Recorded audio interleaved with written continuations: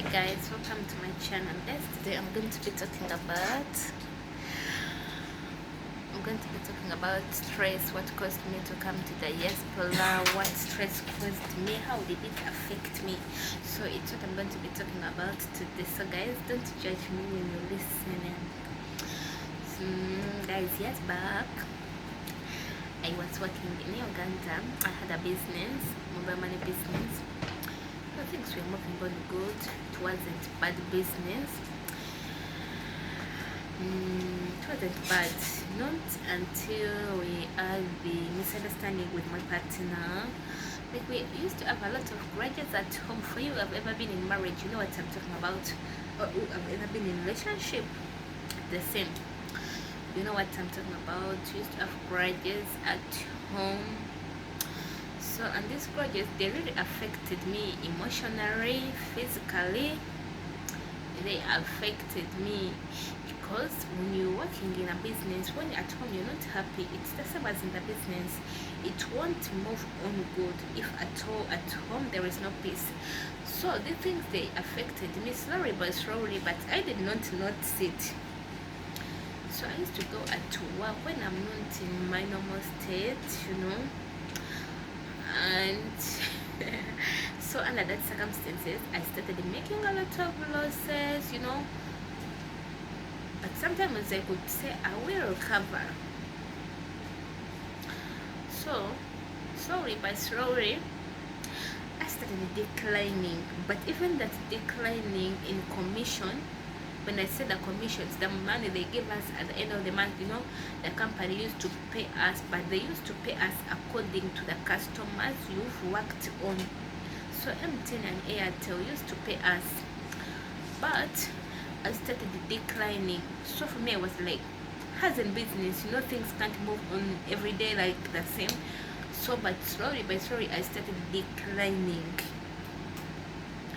But so similarly to my capital, it started declining because I used to have shortages, but sometimes I could say I will recover, but time came I failed to recover. And most of that, I started losing customers because because sometimes customers could call you, come and do this withdraw, come and do this transaction. So time came when someone calls me, I feel like I don't want to move, I want to stay seated, because I was not feeling good. I didn't have life in me. So time went on, things were not moving on good. So I was like, oh, what can I do next? But I did not give up on work. I didn't give up. I thought one day things are going to be settled, but things did not. And according to my understanding, by that time I wasn't so grown up in mind, so I could not let things go. I could keep hang in me. I had a lot of bitterness in me. I could not forgive. If you fail to forgive someone whom you're staying with, what come next? Problem to problem. So I was kind of that person, and I lacked someone to talk to, because I used to keep my life private. I didn't want to share my life with someone. So it also affected me because I used to fear, backbiting me. Sometimes you tell someone problem, and that problem you can find it in every corner. So I didn't want my family members to know what's taking place in my life. No, I used to keep my things in my own. So my business, it went on declining. So time came when I'm like, I'm fed up, but I had no option. So one day I was talking to my cousin. That cousin, she was in Saudi Arabia. I used to talk to her, but most of that I used not to open so much what's taking place in my marriage. No, I could not. So time came, she was like, but can you get a passport? In me, I didn't have that idea. I didn't even think of that. One day I will travel, so I didn't have a value of passport. No. In me, that wasn't in me. So she was like, you can get a passport, at least be with it. So and I was like, why can't I? I paid someone to get me the passport. It didn't take a lot of time. I got my passport, I kept it. So we kept on communicating. So one day I called her, I was like, I could not talk.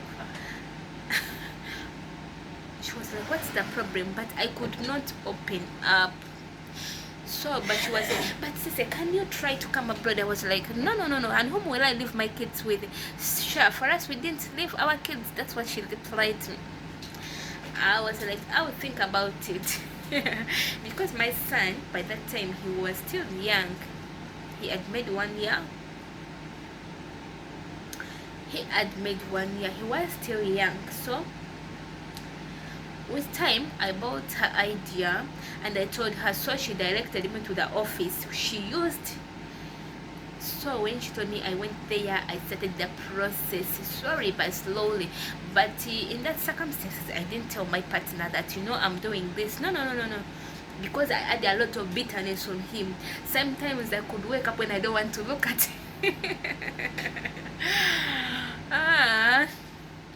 So with time, things went in through, and the company called me, prepare yourself for today, tomorrow you will be traveling, So they used to update us, but in this month, they used to update us. So by the time they called me, I'd already prepared myself.